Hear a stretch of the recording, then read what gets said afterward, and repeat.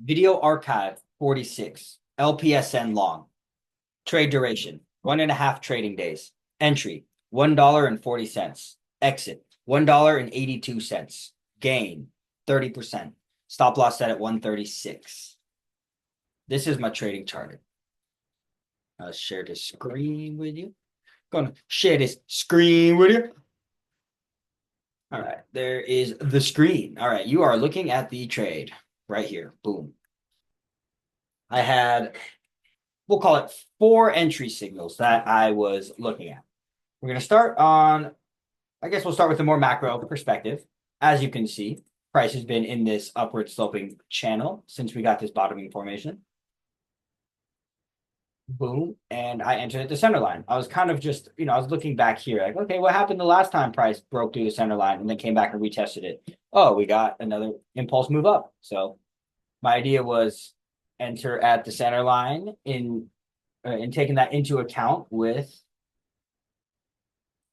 the RSI signature, the 50-period moving average on the 30-minute time frame. So as you can see back here, when price had its previous move from the bottom to the top, it basically just rode this 50 all the way up to the top. And when it finally broke it, or I guess when it finally put in, it like briefly broke it here, there, it was more significant of a break. But then you see you get the divergence on these highs. And then you get breaking of it and it comes down, test the center line. It actually tests the 200-period moving average as well. But anyway, the point is I was following that 50-period moving average on the 30-minute here. And you can see we tested the center line. Yes, it broke it a bit, but it was a gap fill. So there's that, right? This filling of the gap, which was significant, as well as a test of the center line. You can see we held the center line of the channel. You can see we held the center line on the RSI and put in heavy divergence. Last time price was at this level was here when it was at, last time the momentum was there was when price was below 90 cents. And now we're up at a $1.40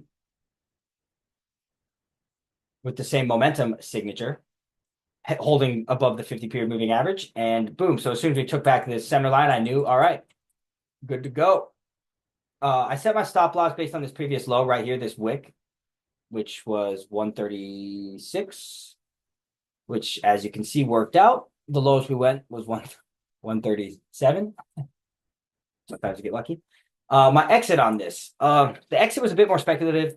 I don't want to call it impulsive, but I just took the money off the table, took it as a day trade. I entered in after hours, I believe, if I recall correctly.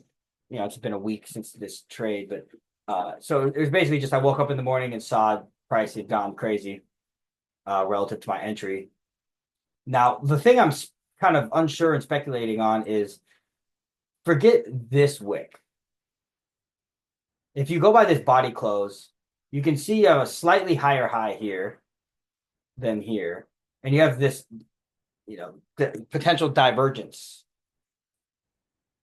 I think the reason I say forget this wick is perhaps it was just a bout of volatility, a bunch of new market participants seeing price going crazy on this gap up. So and you can see it's almost like a swing failure in a sense, right? It loses this low and falls out of the bullish control zone. So I took that as a swing. As potential divergence and a topping signal, double top even potentially. You can see it did slightly go above that 182 level, but I basically just exited at the previous body close, which if you look left,